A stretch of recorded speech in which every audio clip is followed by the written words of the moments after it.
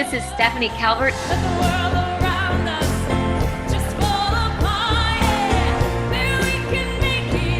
And you're listening to Play That Rock and Roll.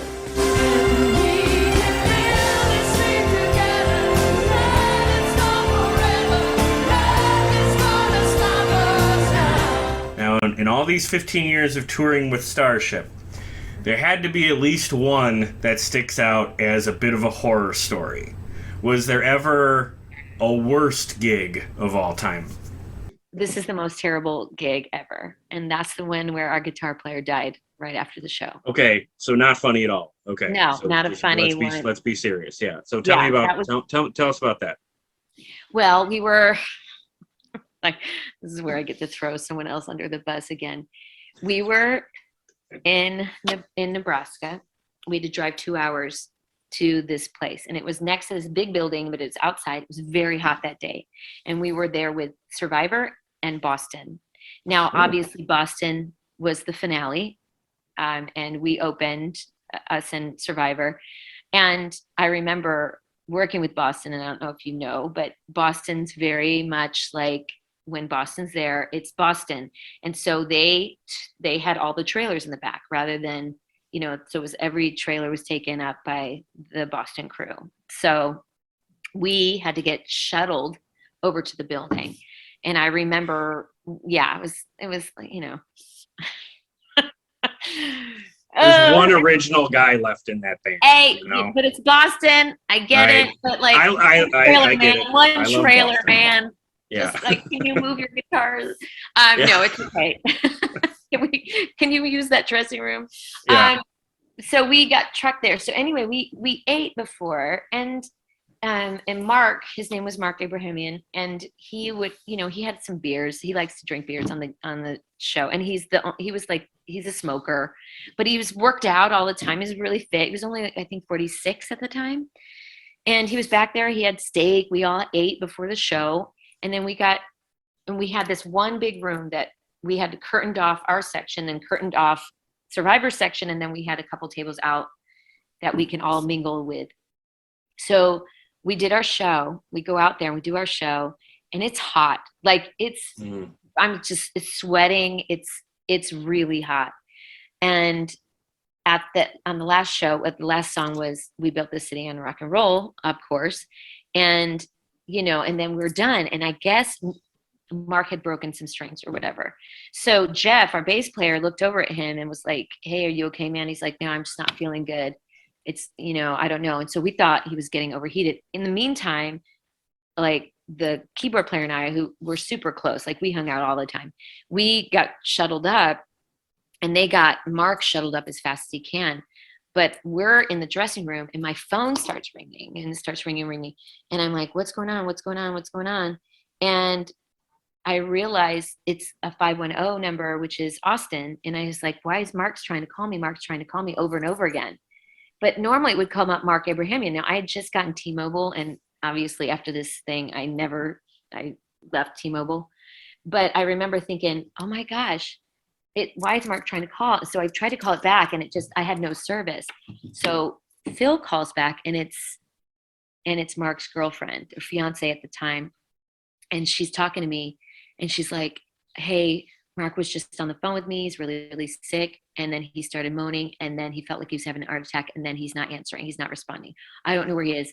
He said he was really hot. And I thought, okay, so him and like keyboard player and I was like, stay on the phone with me. We're walking around. I'm like, Mark. And I thought, oh, somewhere to cool down, maybe the bathroom because of the tiles. So I go in there. He's not in there. Then the bass player comes out. He's like, have you seen Mark? And I was like, no. So of course we find him, and he's on the floor in the dark in a room. And I'm like, we found him. Let me call you back. I'm going to call 911. So I called 911, came down. It felt like it took them forever to get there. Luckily, there was a hospital not too far, but they didn't have emergency services on the premises, which is not normal for an outdoor concert venue. So I was not happy about that. But so I'm like freaking out, and they do CPR, they come in, they do the whole like electric, and it's not like the movies, so much worse. And I'm like in the midst of like, I'm having breakdowns. I'm going around, the Boston manager pulls me over to the side because I'm like freaking out. Like, praying to Jesus, like, please don't let him die. And in the meantime, I'm like, and then I called his fiancée. I was like, hey, listen, we're going to bring him to the thing. So they finally got a pulse, but we brought him to the hospital. They worked on him for a really long time. And in the meantime, like, I'm breaking down and then getting on the phone with her and being like, everything's going to be okay. Just make sure you're not alone. And get off the phone. And I'm like, oh my God. And he didn't make it. Wow. And I remember the drive back. And it was a 2-hour drive without him. And normally he's in the car with us. And I remember one special moment of driving to the show with him in the back seat. And he's not like a super jokester kind of guy. He's very kind of, solemn and, introverted. And I remember he said, hey, I got a joke. And I thought, ooh, Mark Abrahamian's going to tell a joke. And he's like, where did George Washington keep his armies?